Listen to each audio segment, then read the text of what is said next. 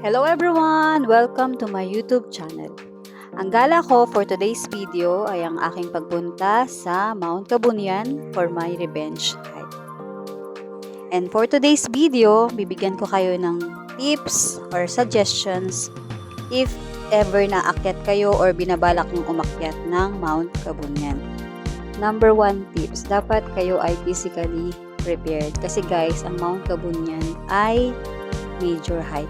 Hindi siya advisable sa mga beginners. So, dapat bago kayo umakyat dito, nakapag-jogging kayo, nakapag-exercise kayo para ready ang inyong katawan, ang tuhod, sa mga assault na part at sa mga mahabang lakarin sa bundok na ito.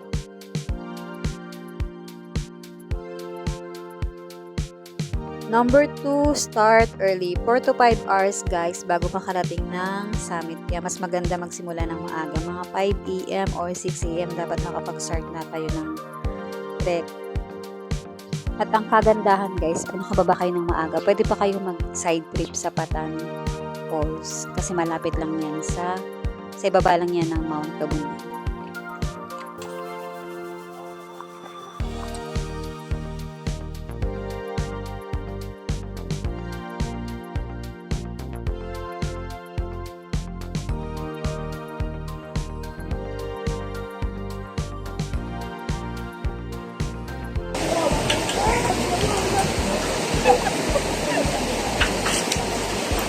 Hi guys!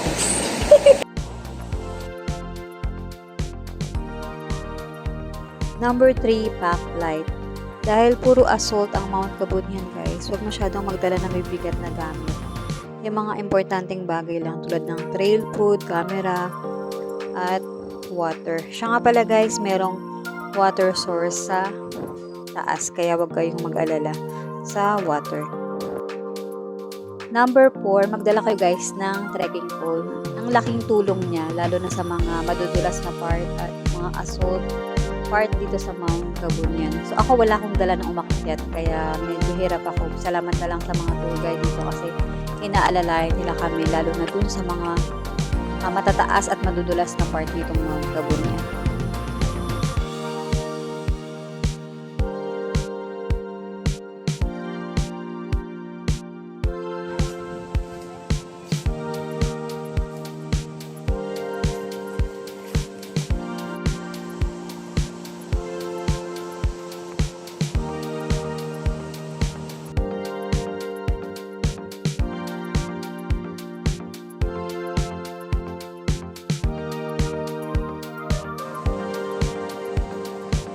Itong video na to guys ay noong first try kong umakyat dito sa Mount Kabunyan. As promised dun sa vlog ko ng Patan Falls, sinabi ko doon kung bakit kami nag-decide na pumunta ng Patan Falls. Kasi hanggang dito lang yung inabot ko dun guys.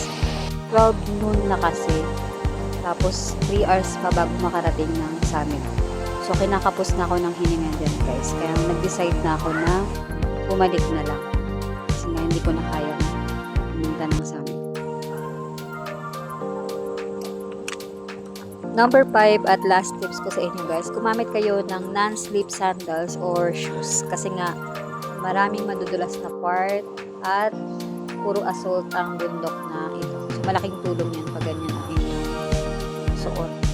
Alam ko naman yung iba sa inyo alam na yan, pero sinama ko na rin sa aking suggestion at reminders din sa inyo.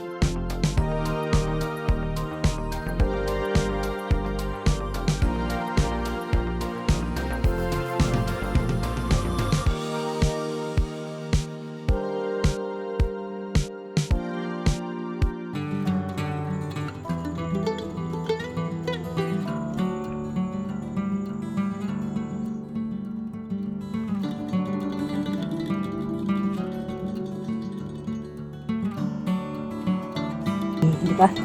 Asan ka?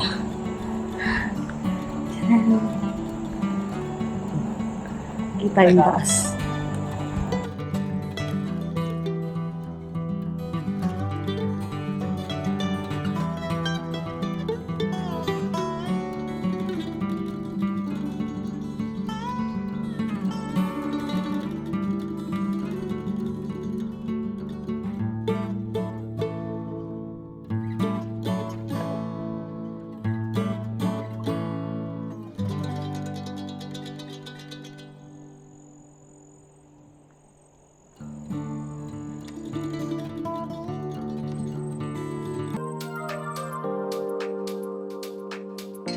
Ang laking tulong nitong mga railings na ito guys. Buti na lang nilagyan nila ng ganito kasi sobrang hirap talaga. Saka itong dinadaanan namin guys, nasa gilid ito ng bundok. Kaya kung walang harang na ganito, napaka-delikado guys. Kasi pag nagkamali ka, pwede kang mahulog dun sa ilalim.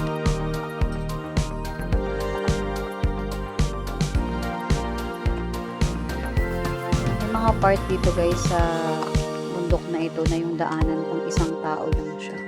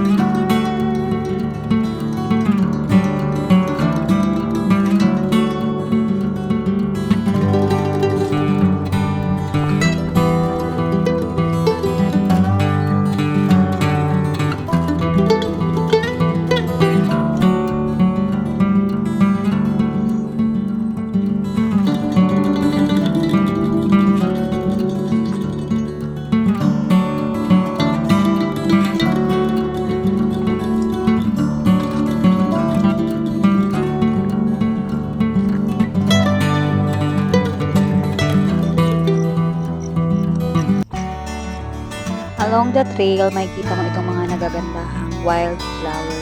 Sobrang ganda nilang pagmasdan guys. Pwede lang silang iuwi. Kaso diba, ang rule, take nothing but memories, leave nothing but footprints. Huwag natin kakalimutan yan guys pag tayo ay umaakyat ng kabundukan.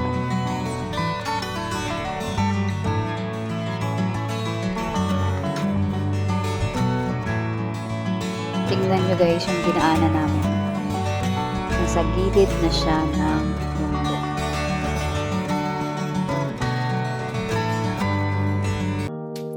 May nakita kaming puno guys. Kaya nagpahinga muna kami dito sandali habang malilim. Kita nyo yung mga railings na yun guys. Doon pa kami papunta. Tapos pataas pa yung part na yan guys.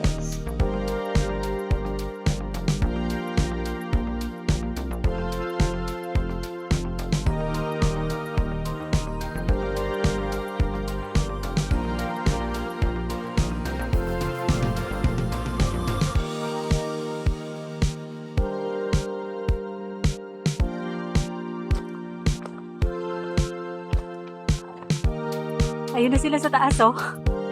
Ayun, oh.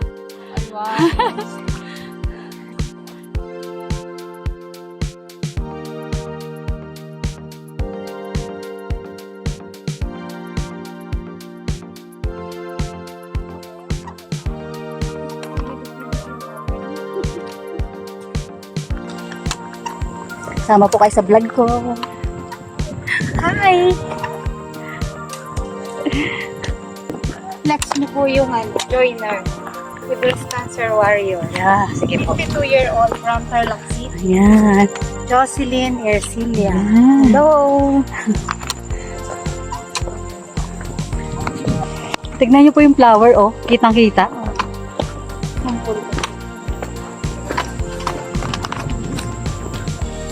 Sis, girl, ang ganda ng itsura dito. Tignan niyo po, upayo. Oh, Parang hita nga eh. picturean kita. Oo nga, no? Parang hita nakakayang. Ang tawag nila sa part na ito ng Mount Kabunyan, guys, ay Stairway to Heaven. Ang taas niya, di ba? At ang tarik. Pero hindi pa yan, guys, yung summit.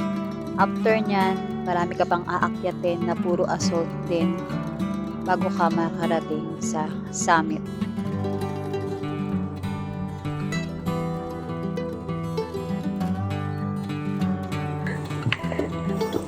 So yung trail na yun po kami galing. Ayan siya, paikot. Tapos, get dito.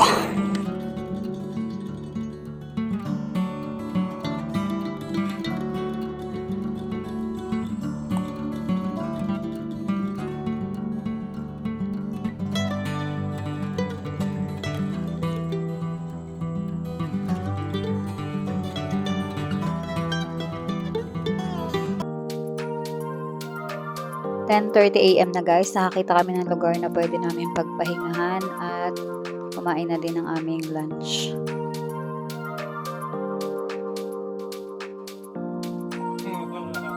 Halos 15 minutes din kami nagpahinga guys. At eto na uli. Tuloy-tuloy na ang lakad papuntang summit.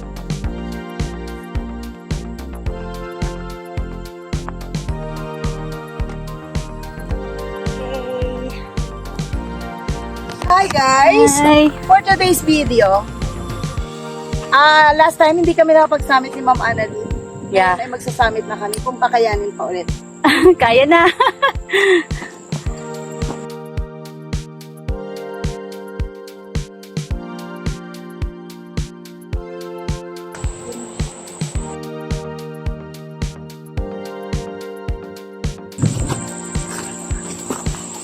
Pero nakapagod na.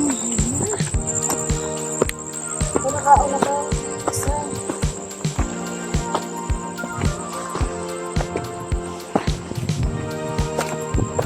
Yung oras ka ba?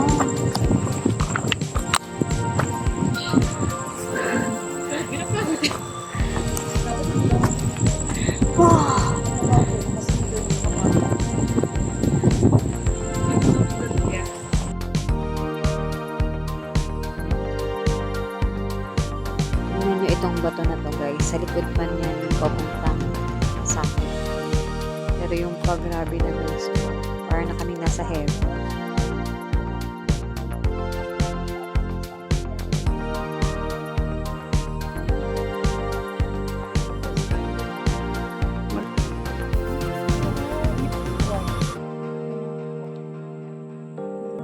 Itong part na ito guys ng Mount Kabunyan, para kang nasa historical K-drama.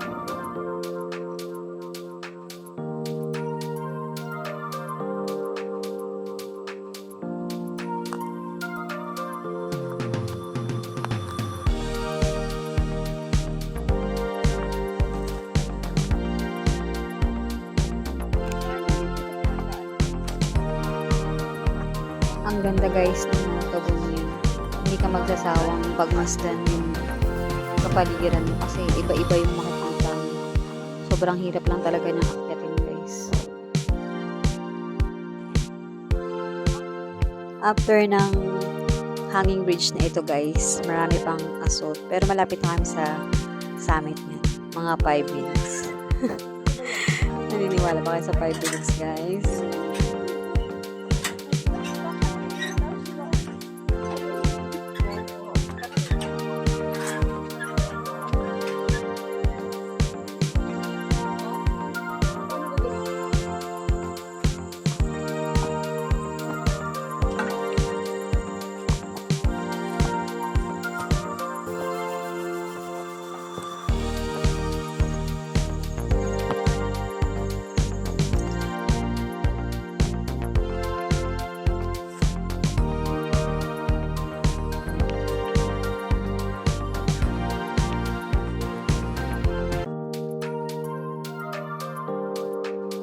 Ito yung aming tour guide guys. Sobrang helpful niya sa amin. Thank you sa iyo kuya.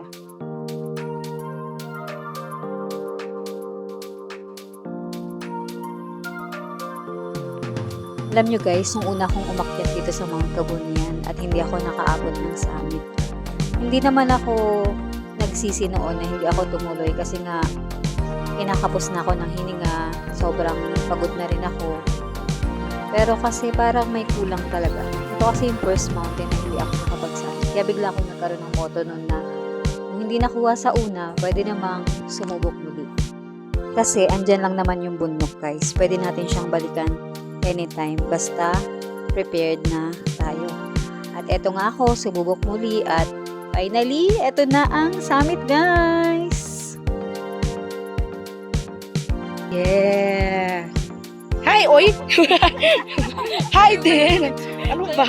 Sinusulit niyo nito eh.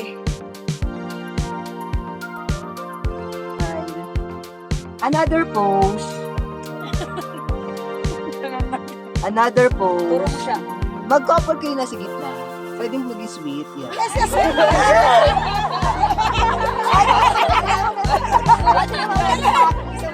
Waki-waki! One more.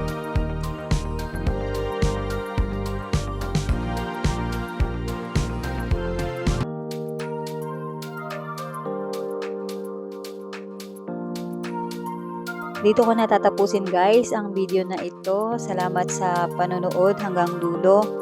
At nawa ang mga simple tips na binigay ko ay makatulong sa inyo sa pag-akyat nyo dito sa Mount Kabunyan. At nawa makapag-summit kayo guys kasi sobrang worth it. Thank you for watching. See you sa next vlog ko at don't forget to like and subscribe. Bye-bye. Okay.